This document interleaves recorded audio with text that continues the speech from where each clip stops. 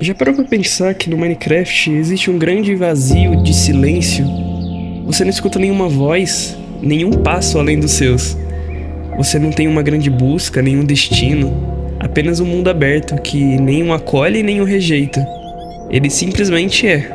No entanto, apesar das infinitas possibilidades, há uma solidão que é inegável. Você pode construir castelos, minerar diamantes, criar civilizações, criar reinos gigantes, mas no final do dia só vai ter você para presenciar isso. O mundo do Minecraft é infinitamente vasto, não importa em qual direção você anda, você nunca vai chegar no final.